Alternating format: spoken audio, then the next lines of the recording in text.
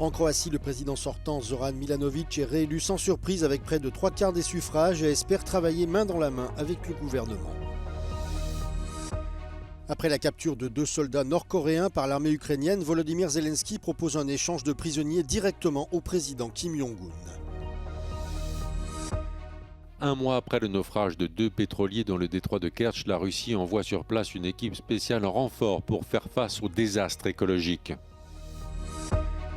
Les étudiants toujours mobilisés dans les rues de Belgrade, ils dénoncent la corruption et la méthode forte du régime du président Aleksandar Vučić.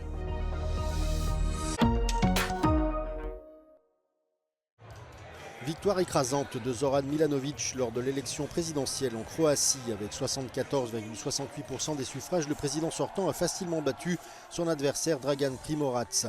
S'adressant à ses partisans, Milanović a déclaré que sa victoire était une reconnaissance de son travail. Il a également appelé le gouvernement de son adversaire politique, Andrej Plenković, à la coopération et à bien comprendre le message lancé par les Croates. U pitanjima obrane I nacionalne sigurnosti, kako Ustav kaže, ja ću biti vrhovni zapovjednik, dakle ne ravnopravan, nego najodgovorniji I najviši po rangu, jer tako kaže Ustav. De son côté, le candidat perdant Dragan Primorac, qui avait déjà tenté l'aventure sans succès en 2009, a reconnu cette nouvelle défaite, tout en saluant le travail effectué par ses partisans.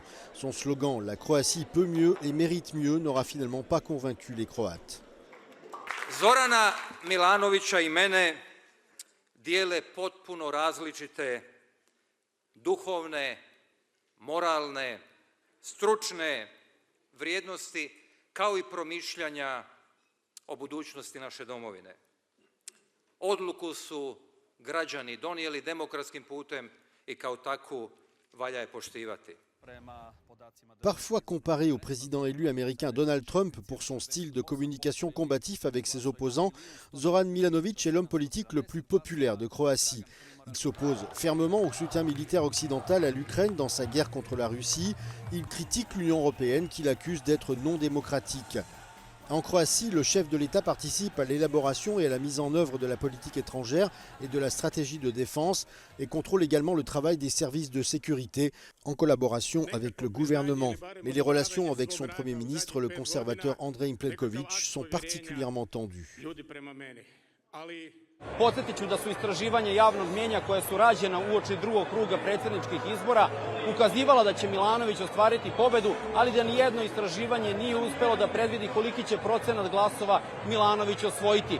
Ukoliko se uporede izlazne ankete sa istraživanjima koje su objavljena uoči drugog kruga, ispostavlja se da je Zoran Milanović osvojio čak 16% više, dok je njegov protivkandidat Dragan Primorac osvojio 6% manje. Ovom pobedom u drugom krugu predsjedničkih izbora Zoran Milanović postaje treći hrvatski predsjednik u istoriji koji je uspeo da osvoji 2 uzastopna mandata, jer su pre njega to učinili još samo Franjo Tuđman I Stjepan Mesić. Iz Zagreba za Euronews, Dušan Ilić.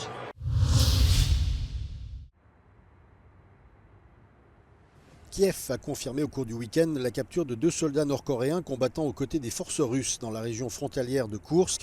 Le président ukrainien Volodymyr Zelensky a immédiatement saisi cette occasion pour s'adresser directement au leader nord-coréen Kim Jong-un en lui proposant un échange de prisonniers. В Кореї. Якщо Кім Чен Ін взагалі пам'ятає про цих своїх громадян і може організувати обмін на наших воїнів, які утримуються в Росії, ми можемо передавати таких солдатів. Безперечно, будуть і інші полонені з Північної Кореї. Le président Zelensky a en outre déclaré que capturer les soldats vivants n'a pas été une tâche facile. Selon lui, les forces russes et nord-coréennes déployées ont tenté de dissimuler leur présence, allant jusqu'à tuer leurs camarades blessés pour éviter qu'ils soient faits prisonniers et interrogés.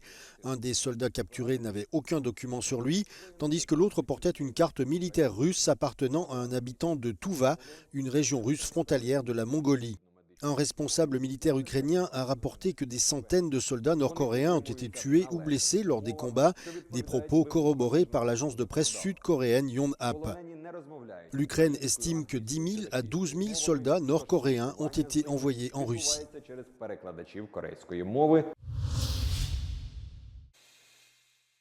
Les incendies de Los Angeles ont tué au moins 24 personnes et le bilan risque de s'aggraver.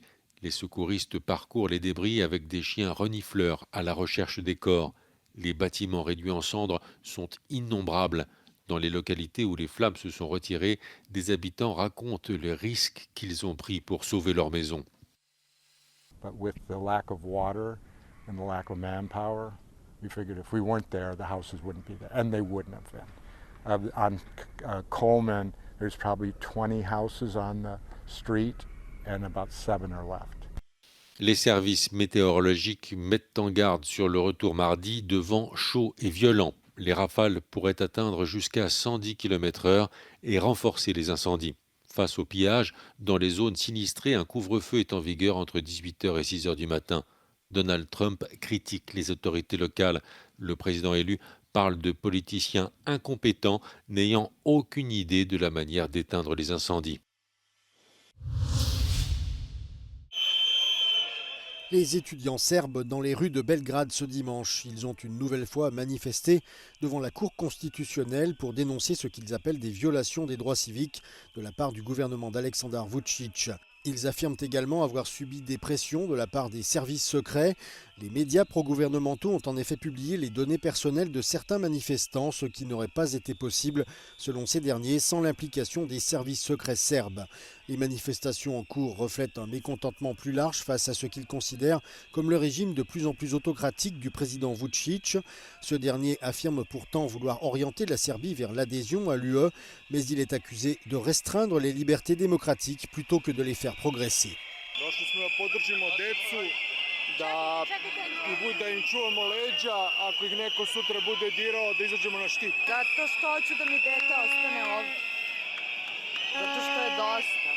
L'un des éléments déclencheurs de cette colère est l'enquête en cours sur l'effondrement du toit de la gare de Novi Sad qui avait fait 15 morts en novembre dernier.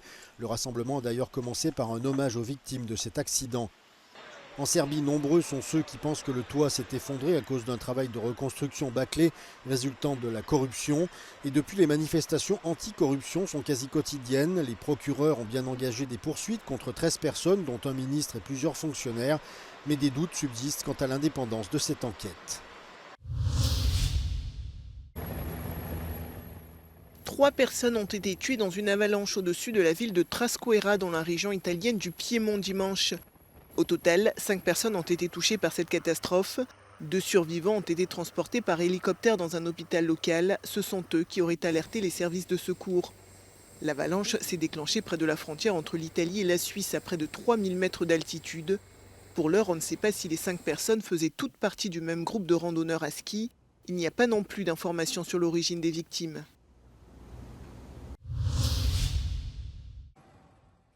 Moscou envoie une équipe spéciale dans la région de Krasnodar pour faire face à la marée noire. La task force arrive en renfort sur place 1 mois après le naufrage de 2 pétroliers vieillissants dans le détroit de Kertch. Le passage de Kertch sépare la mer d'Azov au nord de la mer Noire au sud et la péninsule de Crimée à l'ouest de la région russe de Krasnodar à l'est. Перво-наперво нужно будет пробить дорогу вот к этому судну. Да, расстояние заметное, вот в ближайшие сутки мы этим займемся. Вот буквально сейчас принимается решение, как это сделать, какими силами и какими возможностями. Вот прямо сейчас. Если получится, за этот же срок полностью обвести его по кругу, скажем так, его присыпать. Les autorités russes ont détecté ce vendredi une nouvelle fuite s'échappant d'un des 2 pétroliers échoués. L'odeur de mazout parvient jusqu'à la station balnéaire russe d'Anapa. La marée noire se déverse des 2 côtés du détroit de Kertch. En mer Noire, la pollution a atteint le port de Sébastopol à la pointe sud de la Crimée, distante de 250 km du naufrage. Au nord, en mer d'Azov, à la même distance de la catastrophe, les côtes de la région ukrainienne occupée de Zaporijia sont également touchées. Le gouverneur nommé par la Russie du port de Berdiansk rapporte la présence d'une nappe de 14 km au large de la ville. L'Ukraine accuse la Russie de réagir tardivement devant l'ampleur d'une catastrophe environnementale impossible à dissimuler.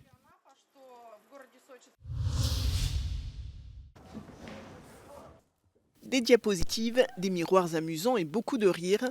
C'est ce que promet la Haha House, le premier musée au monde entièrement consacré au rire. Il a ouvert ses portes ce week-end à Zagreb en Croatie. Et selon ses organisateurs, son objectif est simple, nous rappeler l'une des joies les plus simples de la vie et nous débarrasser de nos pensées négatives. Avant d'entrer, les visiteurs doivent passer par une machine baptisée scanner du bonheur et passer par de drôles de machines à laver. Svakako pranje koje je trenutno aktualno u svijetu, u jednoj ispiramo mozgove, u drugoj se peru novci. Cette attraction unique combine l'humour, l'art et la technologie pour offrir aux visiteurs une expérience inoubliable et leur redonner le sourire.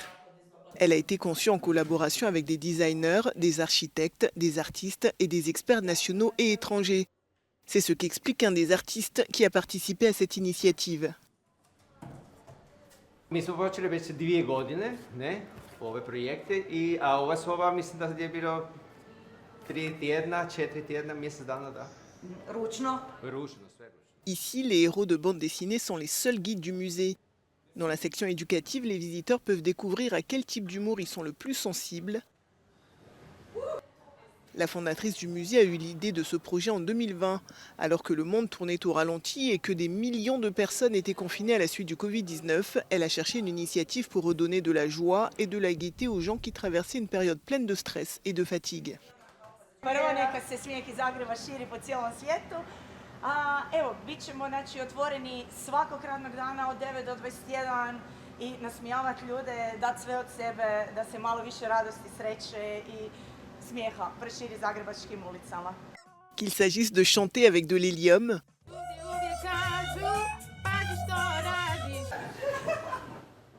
ou de lutter en costume de sumo, quel que soit le type d'humour des visiteurs, les portes du musée Haha House sont ouvertes pour toutes les personnes âgées de 7 à 77 ans, voire au-delà.